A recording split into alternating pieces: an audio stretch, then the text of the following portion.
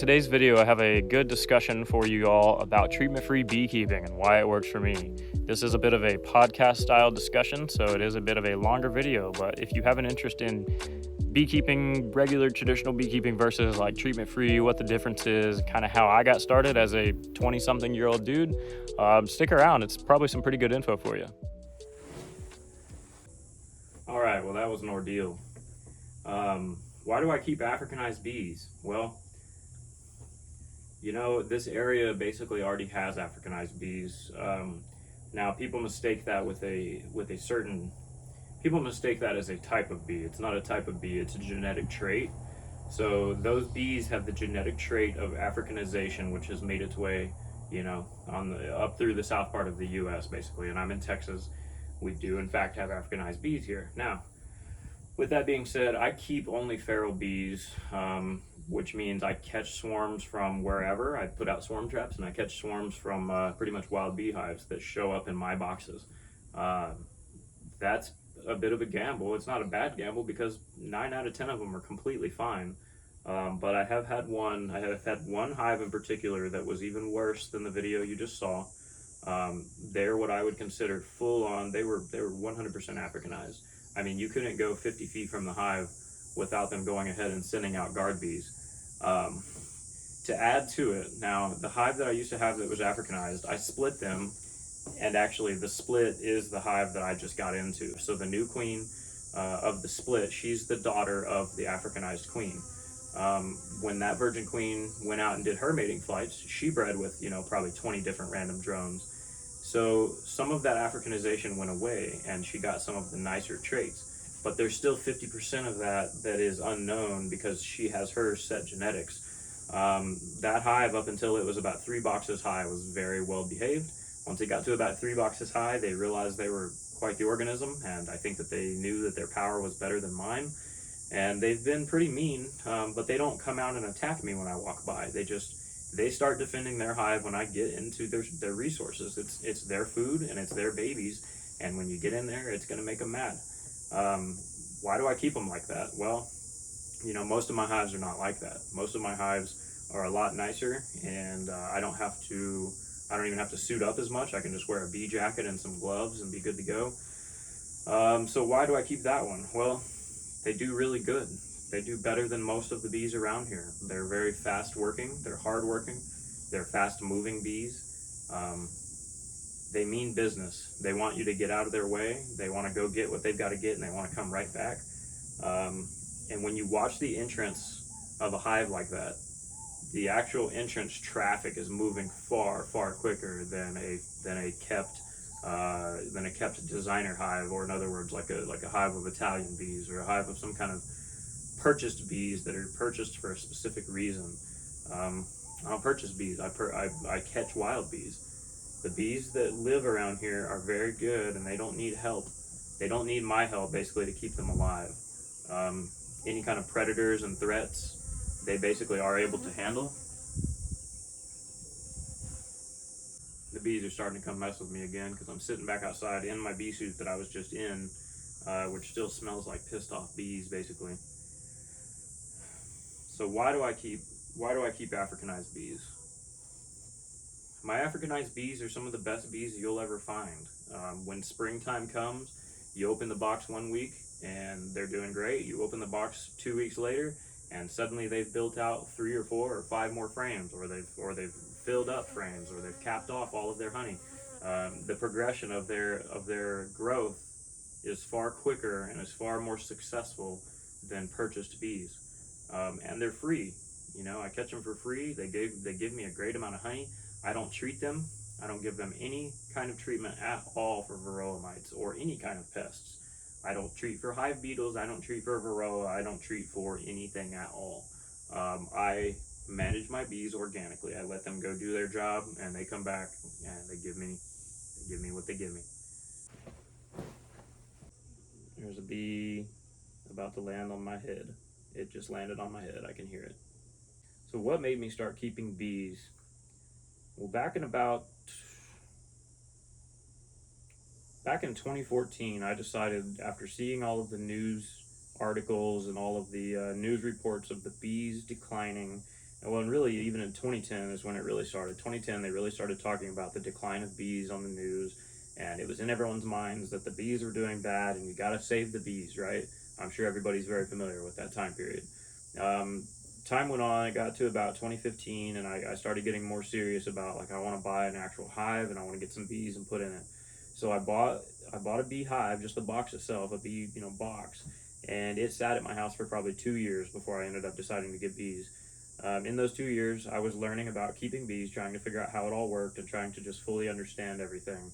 In about 2017 is when I went ahead and purchased my first hive. What it was with the hive that I purchased, what it was an established hive that I bought from someone for $350, and it was established with a Italian package. So it was a package bee. It was package bees that were shaken into a box. They had an Italian queen. This gentleman that I bought them from, he got them established, and then I bought them from him basically once they were ready to go. They were very well behaved bees. They were fine. They just didn't do well at all. They only made it to about 5 frames by the time Varroa caught up with them, and they ended up getting killed by Varroa.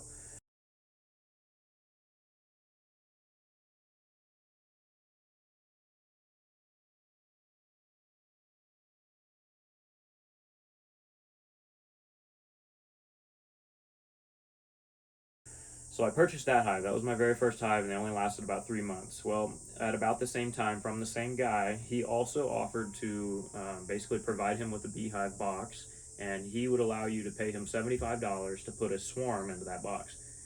He did bee removals locally, so he would go catch swarms. He would do, cutout removals and all that. So he'd have a swarm list, and if he caught a swarm, if you were on his list and you were next in line, he'd say, "Hey, I have a swarm. Let me put it in your box if you still want it." So I said, I absolutely, I have a box. Let me bring you a box. I'd like to go ahead and purchase a swarm from you also. So then that way I had the swarm bees and then I had the Italian bees. Um, Turns out, actually, that the swarm bees ended up being the Africanized hive I had. So my very first bees were Italians and they were very nice. My very second beehive, as a complete beginner, my very second beehive was an Africanized hive that was just terrible. I mean, they were horrible. You couldn't go 50 feet from them without them attacking you. And so, as a beginning beekeeper, did it give me experience? Yes. Was it a good idea? Was it fun? No, it was not. I didn't really even take any stings from them because anytime I'd ever go near them, I always was suited up. However, it just wasn't fun getting into a beehive and them immediately coming to your face and stinging your gloves, and you're thinking, is this is how it is? What is going on? Like, this can't be how it is. And the guy that I bought them from was just kind of like, no, this is they're a little hot, but this is fine. They're fine. They're just feral bees. And so I kind of was just like, okay, and I did my thing. I learned how to be a beekeeper with those bees. So those bees just continued to grow. They grew exponentially. And by the time the Italian hive started to die off, they were only in one box. By the time they were done, that swarm of Africanized bees that I had purchased was already breaking out of their first box, ready to go up into a second one. So I had added a second deep brood box to that Africanized hive already, and they were already building in it by the time June came around, and those Italians were basically already dead.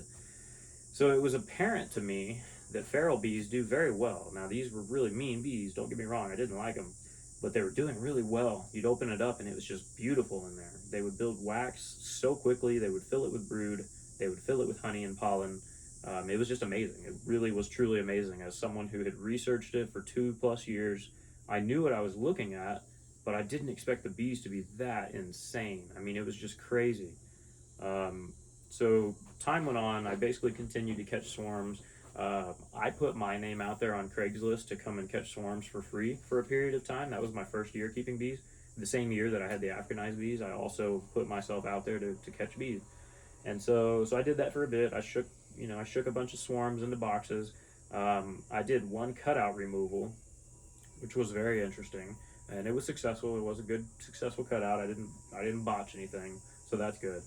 But I gave myself a lot of experience right in the beginning. I bought the two hives. The one was really mean, so I got a lot of experience dealing with them. And then I continued catching swarms, and I wasn't always successful. I'd have swarms that I would catch in San Antonio. I'd shake them into a box, and I'd tape them up and seal them or whatever, bring them home, and they would end up leaving the next day. So I learned a lot over time. Unfortunately, I probably killed a lot of bees that I hate to admit, but now I'm to a point where I'm making more bees. I'm making up for it, and every year I'm making more and more hives. So anyway, back up. Basically, I continued catching swarms every year, and then we went into my first winter as a beekeeper. My first winter as a beekeeper, I had the Africanized hive, plus call it 3 or 4, maybe 5 different swarm boxes or swarm hives that I had basically shaken swarms into these boxes. Trying to remember here, coming out of winter, I probably came out of winter with, I know I had the Africanized bees, and I think I had another swarm or two, maybe. I might have had 3 hives or something like that. So nothing too crazy, but I was pretty happy with where I was at. Um, all the while, I was being called on these bee calls, and I still would go and show up to a call where somebody wanted to cut out because I wanted to see what these hives looked like. I wanted to see how bad are they in the wall, in the ceiling, underneath a house? Like, how bad is it? And how bad will it be for me to go and do this removal? So I would show up when they'd call me and I'd say, yeah, I'll come take a look at it. If I can't help you out, I'll refer you to the guy that basically I bought those initial bees from because he did removals full time. So I almost was doing him a favor by answering those calls, go check him out. And if it wasn't something I was willing to take on, I would just call him and say, hey, buddy, I got you a bee call. So anyway, so upon going to all those calls, I learned very quickly that feral bees that have moved into a structure or have moved into a box on their own are very powerful. They're very good bees around here in Central Texas. I'm kind of in the Texas Hill Country area, just north of San Antonio. And the bees in San Antonio, they were very strong. I mean, they would move into an abandoned house, into a wall, into a barn, whatever it is. They would draw combs 8 feet down from the top of a stud all the way to the floor. I mean, they would have an entire hive in a wall like it was no big deal. Just not hundreds of thousands of bees, thousands of bees. I think big beehives have about 60,000 bees. So anyway, it was really crazy, and it was very apparent to me that feral bees don't need any help. I've got these people telling me that this beehive has been here for 3 years, but we've had this house for this long, and we haven't had a chance to work on it, and these bees have been there for this long, and I didn't have the time and the money to take care of it, but now we're ready to work, and so let's get them removed. And anyway, it was just very clear to me that, okay, well, these bees, if they've been there for 3 years in this wall, well, holy moly, that's very significant. I'm reading all this stuff on beekeeper forums about bees not being able to survive every single winter, and that you have to do stuff to get them to survive, and you got to help them, and you got to help save the bees. That's bogus, at least in this area. That was bogus. I could see it for myself. I could see it in the amount of swarms that I would get called on. I mean, there were calls all the time for bee swarms that were hanging in trees, ready to go. They were ready to be put in boxes. And also, it was very visible, like I said, it was very apparent looking at these hives that were in these abandoned buildings that they're doing amazingly on their own, and they didn't have any help. There was nobody in there putting, Apivar strips and chemicals and, doing oxalic acid miticide treatments. Like, why would you treat for mites in a beehive? Like, it's a hive full of insects, and so these insects are not going to do well when they have chemicals added to their hives. It is a pesticide that you're putting in there, but you're putting it in there in, I guess, smaller amounts to try to kill the varroa mites. But then, you know how it is with fleas. You try to treat a dog for fleas, and the fleas end up, they may go away for a little while, but when they come back, the ones that make it, those are very strong fleas, and they're very hard to get rid of. And all the while, you're giving your dog poison. You're poisoning your dog with pesticides, and it's weakening their immune system. It's hurting their liver. It's not good stuff. And the same goes for chemical treatments in beehives. You're breeding for a stronger varroa mite, and you're breeding for a weaker bee. Your bees are going to be weakened, and you're going to be building varroa mites that are just insane. And so anyway, it became very clear to me that I don't need to be treating. I think I just need to catch these bees and put them in a box. I want the bees in my boxes to be like the bees that I'm getting calls on. These bees are amazing. I want them all like that. And so I just continued putting my name out there that I would come and do bee removals. At one point I did start charging like $75 to come out, and that only worked a few times. Most people want bee removals for free, which I absolutely refuse to do now.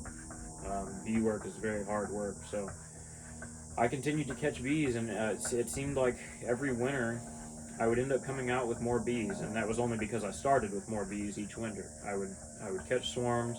Oh, and then I started building swarm traps too. I believe by my second season, I had put together some swarm traps and hung them around different places in San Antonio. I think I only had about 3 of them, and I caught 2 out of 3 the first year. The swarms that moved into my boxes were amazing. I mean, every single time it's like they built on the frames just completely beautifully, way quicker than those purchased bees were that I had bought, those Italian bees. Those Italian bees didn't build quickly at all. I never give these bees sugar water. They know what to look for out here. They mean business and they go get it. I don't feed them at all. I go and I look in the hive and it's completely 100% natural, just like if you were to find those bees, hanging in a cave or whatever. They are as wild as they would be in the wild. And so, I really just drew the conclusion that this is treating bees is a waste of time, and it's also not helping anybody. They said save the bees, and the bees are declining, and the bees are not doing good. Well, guess what? They're talking about the kept population. They're not talking about the feral population. Well, how did the feral population get like that? How is it that they were able to get past the varroa mite? It's because nobody messed with them. It's because they were given the chance on their own to go and take care of their issues. They were given the chance to move into an abandoned building or into an abandoned whatever cavity, and they were given that chance to just build their genetics and be able to withstand these problematic issues with beehives. So how did they get rid of varroa, and how did varroa not kill out all the feral bees? Maybe because no one was putting chemicals in there. You don't need to be putting chemicals in a beehive. Like, the only way we're going to get past this is by stopping treating, and we need to let the weak bees die out, and we need to breed from the strong bees that are left. There are bees here on Earth that are strong enough to withstand varroa mites. They simply just can. They have the genetic ability. So the noise you're hearing is actually this little guy pawing on the inside of my front door. Sorry about that. He just hears my voice and he wanted out. This is Zane. And the other thing too is that a varroa mite is a parasite. A mite is a parasite, and in order for a parasite to survive, it has to have a living host. Would a host be the word? Basically, the beehive has to live in order for the varroa to live. If the varroa mite kills the beehive, well, then the varroa mite has just killed itself. So it's not a good parasite. If it kills its host, then it kills itself. So basically, that would not be a good parasite. A good parasite is a parasite that mutualistically has a relationship with the host, and they both benefit from, well, the bees don't benefit from the mite, but the mite benefits from the bees, and the bees don't always necessarily die from the mites. So when you look at it that way, why do I need to treat my bees? What is it that I could be doing to help them any more than what they've already been doing on their own? If a bee swarm decides to move into a building that's abandoned out on 100 acres that no one's touched in 10 years, and they sit there and they live every single winter, they have varroa mites in all of the United States and really most of the world except for Australia. So if a beehive is abandoned out there far, far away, well, how is it possibly surviving? Well, no one's messing with it. No one's opening it up and inspecting it and putting chemicals in there and counting mites and doing sugar shake tests and alcohol washes to count how many mites are in your hive. I don't care how many mites are in my hives. All 17 of those beehives over there probably have varroa mites. Do I care? Not really, no, because it's not going to affect me any, and it's also not going to affect my bees any. My bees are going to take care of the issue. They're not my bees, they're nature's bees. Nature's bees, the good bees, are going to take care of the issues. It's not going to affect the honey. The varroa mites are not going to give me some sort of pathogen or some kind of nasty thing that I'm going to catch. They're just a little mite that reproduces on bee larvae. That's how they survive. They lay their babies and they suck the blood of bees. That's what they are. Is it a problem? Yeah, it can be. But the thing is with treatment-free beekeeping is if it is a problem, let it be a problem until they die.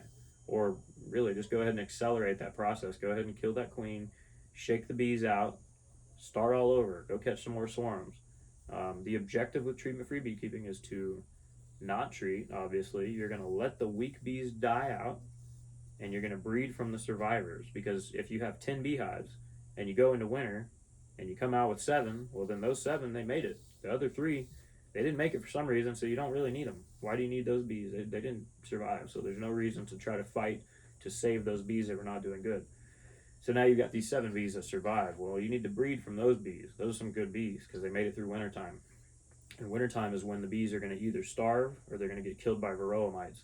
So if they make it through wintertime, you got some good bees. And as spring starts, they're going to start building up. And you can go even a step further and split from the bees that build up even better. So you take your best of the best hives and you're going to split from those. You're going to graft your queens off of those best of the best hives. That way you have more of that same genetic that is able to survive throughout each winter. Um, if a hive is looking like they're struggling going into winter, I consider either combining them with another hive that's also not doing as good, or I combine the weak hive with a hive that is doing really good just to give them those combs, or I just don't do anything other than like kill the queen, shake the bees off, distribute the frames to other beehives, call it a day. We've lost a hive. We're down one hive. Whatever. I had 20 hives a couple months ago. I've given away 2 and I lost 1. Now the reason I lost one was because they just got weak to the point like I don't know what was wrong with them. The queen just I don't think she was a good queen. She wasn't laying a thick brood pattern. There was spotty brood all over the place, and then all of a sudden the bees were mostly gone and there was wax moths. It happens. I'm not going to sit here and try to save a hive like that when there's 500 bees in the box and a queen. There's really could I? Yes, possibly. Is it worth it when you have 15 plus beehives? Not really. The nature ran its course. It basically eliminated that hive that was a problem, and you move on and you basically make better hives, and you split from those better hives. The ones that die, they're gone. Don't worry about it. It's not the end of the world. All the while, you're going to be catching swarms throughout the springtime. So when spring starts, you've come out of winter, and let's say you did have your 20 hives or whatever, and now you might have 15 or so. Or let's scale that down. Let's say you started winter with 5 hives. Now you might only have 2 coming out of winter, or maybe even 1. 5 hives is not a whole lot. That's why really with treatment free, you do want to probably have 5 or more hives. So let's say you go into winter with 5 hives. You come out with 2. Well, be very careful because those 2 hives are going to be your best bees, and you need to carefully split them and try not to kill either of those queens. And you need to try to make as many bees as you can off of those 2 hives because those genetics are very good. As spring starts and you're building up those 2 hives and you're splitting them, you're also going to be catching more swarms. There's nothing wrong with catching a whole lot of swarms. Every swarm you can possibly catch it. Get it into your boxes. Have boxes for those swarms because they're even if they're not good swarms and they leave or if they die, they're still going to draw down some wax. They're still going to give you frames of wax, which you can use on other boxes or you can use it in swarm traps. They're going to give you some resources. They're going to they might make a brand new beehive no longer smell like wood. They might make it smell like bees. That alone is beneficial. Now you have a box that has had bees in there, and now you might be able to catch bees in that box because it's had bees in there. So catch swarms. Always be catching swarms. Build swarm traps. Put your name on a swarm list to go shake swarms if someone calls. You can call the local fire department and let them know that you're a beekeeper and that if they get any phone calls on a bee swarm that you'll come and help out. There's various different ways of doing this, and you don't have to spend a lot of money. There are commercial beekeepers out there that have hundreds of hives or maybe thousands of hives. I've heard that they spend upwards of $100,000 a year on bee treatments just to treat their bees for varroa mites. And it's so expensive to do this extra thing that you don't need to do. I just want to keep the bees. I don't want to be a scientist about the bees. I want to be a beekeeper. I don't want to have to be adding chemicals and putting on big chemical gloves just to be able to touch apivar strips or oxalic acid and using a vaporizer to puff vaporized oxalic acid into a beehive. That sounds insane. Oh, but oxalic acid is organic. Or putting thymol, or in other words, thyme oil. If you put thyme oil around a beehive or in the sugar that the bees eat, they say that it helps with the varroa mites and they don't have to deal with it as much. You don't need to do that. You're still, whether it's organic or not, you're still giving them a treatment and you're helping them out on something that they shouldn't need help with. They also don't need help to go get food. You shouldn't be giving them sugar water all the time. Now, if you make a split in August or September and the time of year when you shouldn't be doing that, you need to make up for what you've done because you've changed something that they would not normally do on their own.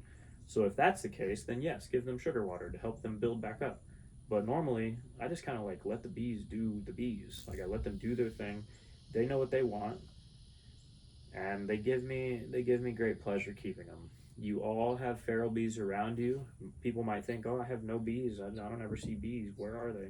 They're around you. There's bees all around us in America, even in Colorado, high elevations. I've heard of feral bees as high as 7, 8,000 feet before. So it's like, how are those bees surviving? Well, as soon as winter closes down, they get to work, and they build their hive up. They get it all done really quickly, and they close down for winter, and they wait till spring starts again. That's what those bees have genetically taught themselves to be able, or genetically developed to be able to do. The bees here have genetically been able to teach themselves and genetically develop the ability to live through winter without much help, with minimal honey, and even with varroa mites. I had a hive one time. In fact, it was in the video that I just recorded. Um, it was a hive next to the one that I opened up, the big one with the red box. That hive, when I very first got it, or when I very first shook the swarm into that box, basically, it came from the back of an HEB grocery store. I always call those my HEBs. Anyway, those bees, the very first year when they were building up, and summer was closing down into fall, and they were starting to kind of finish off their season, I opened up the bees and I looked at them, and they had an awful amount of varroa. I don't do varroa tests or anything. I just, I'll inspect the bees, and occasionally you might see a varroa mite walking around on the surface of these bees. Well, I saw varroa mites climbing down into cells. I saw them walking across the tops of cells. I saw them riding on bees. I saw bees with deformed wing virus. I saw a lot of really bad stuff, and I figured this beehive is done, and I was freaking out a little bit, and I was thinking, oh my gosh, I need to put treatments in there. These bees are gonna die. I can't live with myself if I let these bees die. I can't do that. So I got to go out and get some treatments, right? Well, I had technically put some treatments in that Italian hive that I had that had died of varroa mites. I tried to help them out a little bit and put some treatments in there back before I realized anything about treatment free. Well, the treatments didn't help them. It didn't get them to suddenly live. So you know what? I took the gamble. I saw those HEBs, or at least what I call HEBs. I opened them up and I see those varroa mites, and I was like, man, it's like, should I do it or should I not? And I had heard about treatment-free beekeeping, and I was on the treatment-free beekeeping page, and I went ahead and I did their methods. I just let it go. They say on that page, just let it ride and see if these bees come out of winter. And if they do, they're probably really good bees, and you should probably split from those bees. Well, these bees did come out of winter, and they built up very quickly that first, technically the second year. Once they came out of winter of their first year, that second year they built up amazingly. And they didn't die. And I saw a wicked amount of varroa mites in the hive, and it's like I didn't do anything. I left it. I let it go. They were feral bees, and they're sitting over there 3 years later. They're still operating just fine. They did swarm at one point, so it's not the same queen, but they survived that winter with a very heavy varroa load. And they've come out of it, and I haven't seen varroa mites on any of my bees probably ever since. It's been about 3 years since I've seen a varroa mite. Now, are they in there? Probably. It's not that they don't have varroa. They have them. There's just thousands of bees to defend themselves, and they know how to defend themselves. And there's a thing called grooming. They groom each other, kind of like monkeys, where they're picking at each other's little lice. A varroa mite is kind of like a head lice. It's a little itty bitty dot of a mite, and it sucks the blood it's like a tick. It sucks the blood on the bees, and so the other bees, will go and they'll kind of, they'll pick them off and they'll chew them off. They call them mite biters, and so, I hear of there's queens that are mite biter queens. Apparently, they chew the legs of the varroa mites off. So there are genetically bred bees out there that are actually bred to get rid of varroa mites. They'll chew the cells open on the brood. If they detect that there's too much varroa down inside of a brood cell, they will literally chew it open, and they will take that brood out, and they'll throw it out the entrance of their hive. And there's enough bees in the hive to be able to do that, and also still be going out and getting nectar and pollen and doing their job. They've got the bees inside doing the work, and they've got the bees that are out flying around doing the work. And every hive is like that. Every single one of them. They all have their set job. They all go do their set task, and they don't really need my help. I shouldn't have to help them. I could break my leg you know, God forbid, and not be able to check them for 6 months. And it could be September when that happens. Well, that means that it's going to be like, you know, March by the time I'm able to do anything with the bees. I shouldn't go out to the bee yard and find 15 dead beehives.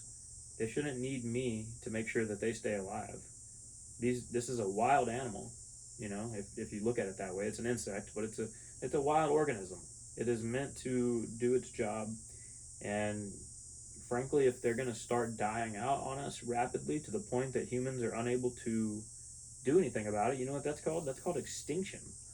That's called going extinct. And that's not what's going to happen. And that's not what did happen, and it never got close to happening. But what did happen was the commercial bee population had a lot of die-offs because the commercial bee population, for whatever reason, they had a lot of die-offs. And I personally want to blame chemicals. I feel like chemicals are usually to blame in that kind of situation. The kept population was not doing good. It was the feral population that was. At one point, they went through and tried to eradicate the Africanized bees in all of the southern part of the United States, and it didn't work. You know, it's like the bees are still, they're still out there. They probably died off for a while, but at some point, swarms started to make it away from people's beehives, and they started to go out there and make new hives, and gradually got built back up to where we're at now with tons of feral bees everywhere. They all do fine. They don't need treatments, and we can basically move forward and get away from this beekeeping issue if we just stop treating bees with chemical treatments. It does not make any sense. There's so much to it, and there's so many other beekeepers out there that could give you so much more info than what I can give you. But what I can give you is my experience has been that I've gone on probably 100 plus bee calls. I've probably gone on about 100 bee calls, maybe 50 to 100. Call it 50 to 100 bee calls where I have seen some amazing beehives and an amazing amount of traffic at the entrance of each one of those beehives, and people telling me these bees have been here forever, or these bees have been here for a year, or these bees have been here for 3 years, whatever it is. I've seen it for myself, and I've seen that it works. The bees do fine without treating them with chemical treatments or organic treatments for that matter. I not only saw it for myself, I started catching those bees and I started putting them in my own boxes and seeing it for myself in my own bee boxes out here on my property. It's a beautiful thing, and I don't have to spend a lot of extra money on chemical treatments and expose myself to some kind of a toxin that can give you cancer. I mean, it says on the packaging of Apivar, do not touch this. It will soak into your skin. Wear chemical gloves. How can you put that into a beehive? First of all, why would you touch that stuff? As a human being, why would you touch that stuff? That is a toxic chemical on a strip of plastic that you're going to touch, and it's going to go into your body and potentially give you cancer. And you're going to put it into a hive of bees, a hive of insects. It's an insecticide. The mites are an insect also, and the bees are an insect. So you're putting an insecticide into a hive of insects. Like, I just don't get it. And I don't need to get it because, well, I'll never get it, and I don't want to get it, but I don't need to because I have my own bees that are doing very good. They don't need my help. I had 8 to 10 inches of snow on the ground out here this past February. It broke my water system. It broke all of our PVC pipes. I mean, we had damage. We had damage to trees. We had, you know, all across citywide, there was damage to power lines and to utility infrastructure and roadways and cars, you know, you name it. The good old snowstorm situation. In Texas, we're not used to seeing that. Now, I've traveled out of state a lot. I've maneuvered through snow plenty of times. I wasn't worried about it. But the difference was we had a lot of rain before the snow came, so the rain hit the ground, it froze and made a good layer of ice, and then it snowed on top of it, and the snow almost helped everybody grip a little better on driving on the roads. But basically for 3 days out here, nobody moved anywhere. Everybody was sitting in their house, and most people actually didn't have power, so people were bundled up in their house for about 3 days, and we had snow coverage out here, complete snow coverage. And it doesn't snow in this area of Texas very often, and when it does, it might just be a little bit of a dusting. We had powder. I mean, we had a good bit of layered up snow powder on the ground. So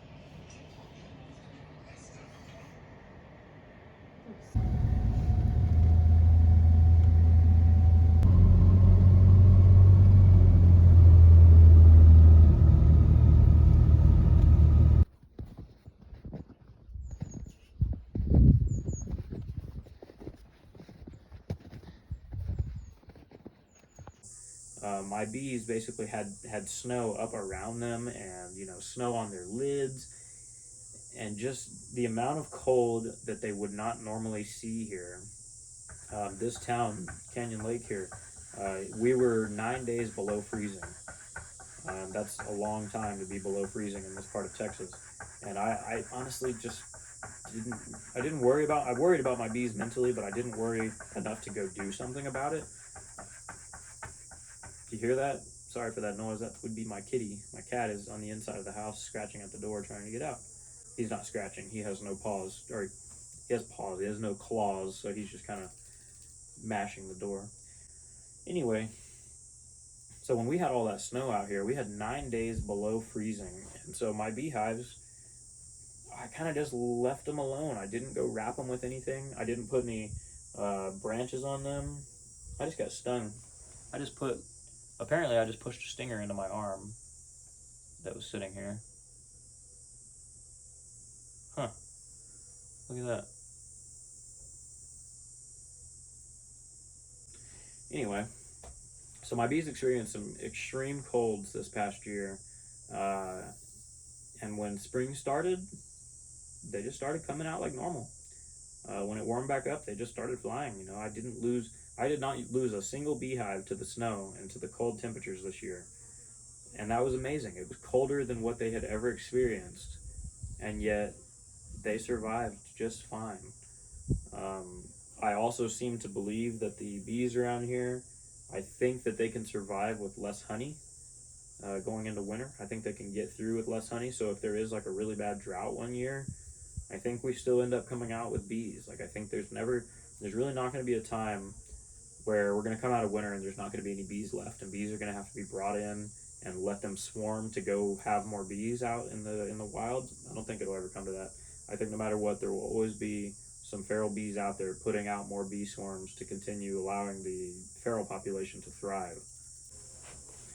So anyway, not to ramble on, but that's pretty much how I started beekeeping. Just went out and did a whole lot of bee calls and just got a lot of experience shaking bees into boxes, inspecting my own bees, figuring out why my own bees died, figuring out why one hive might not be doing very good and why one might be doing really good.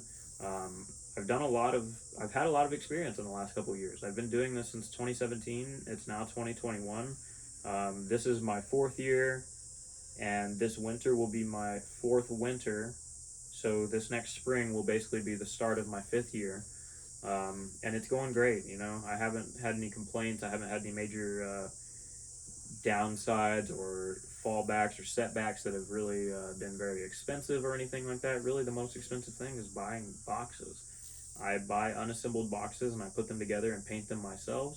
I buy unassembled frames and I put them together myself and put them in the boxes. Like I don't buy already assembled equipment as far as the bee boxes and frames. I did buy assembled bottom boards and lids this year because those are kind of a pain to make, and they make them very well from companies like Man Lake, for example. So I bought some stuff from Man Lake, assembled, unassembled, kind of just threw it all together to make what I have. And beyond that, I just go catch wild bees, or I let wild bees move into my swarm traps. I have a swarm trap out in a tree over there, and another one a few trees back that every year pretty much it catches a swarm, and every year those bees have been amazing bees. I also typically catch a few swarms in San Antonio from some bee boxes that I have hanging out over there.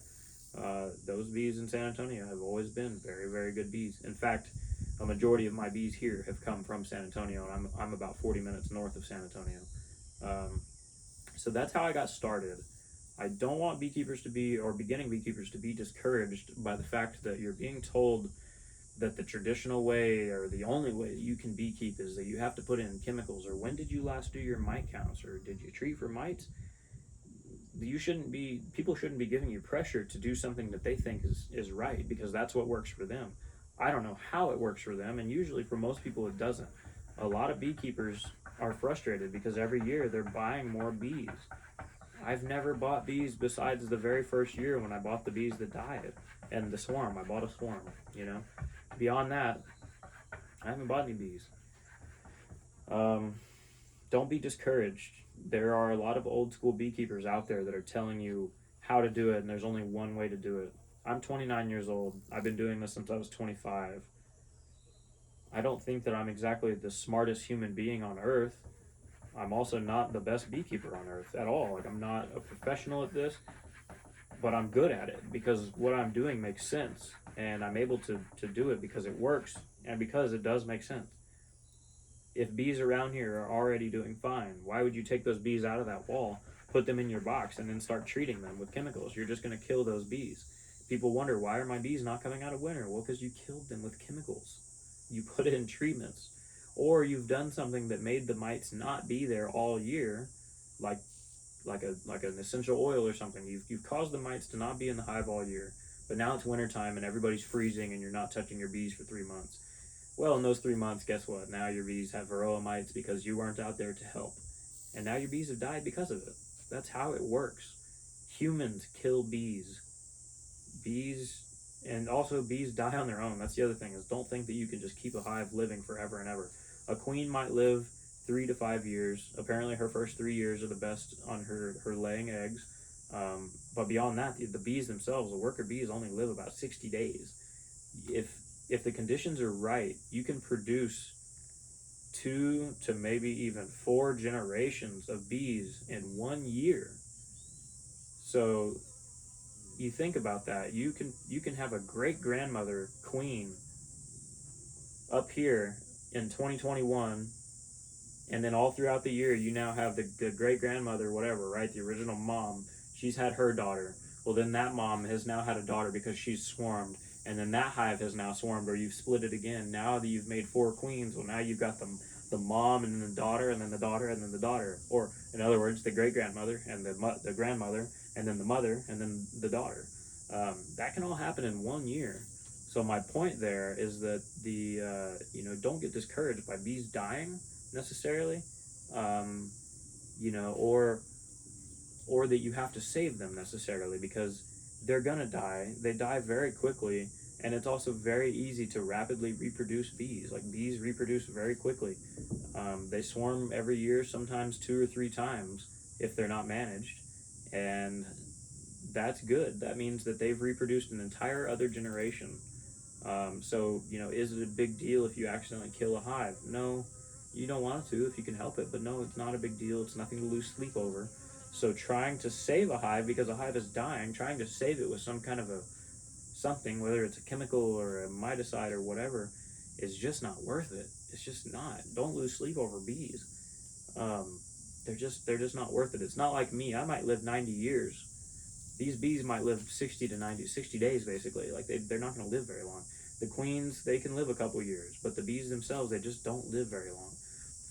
I have more value than a bee or a dog. If I had a dog that's a pet, and you've got people that are anti-vaxxers or whatever, and they're saying that they're not going to give their child a vaccine, or they're not going to give their dog a vaccine because it's bad for them or something like that.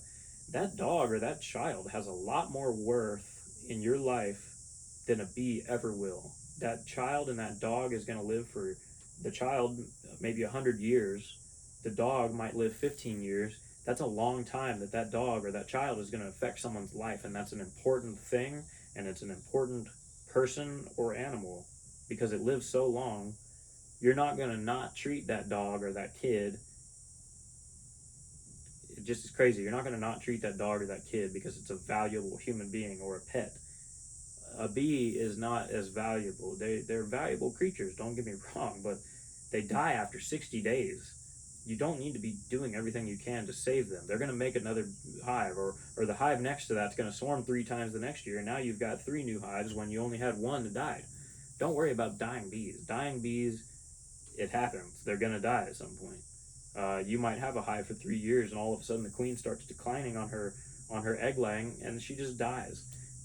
Usually they're going to make another queen, but maybe they messed up. Maybe they didn't make another queen, and maybe that hive dies out completely because it's that queen's time to die. That's how it works. Bees die. Everything is going to die at some point.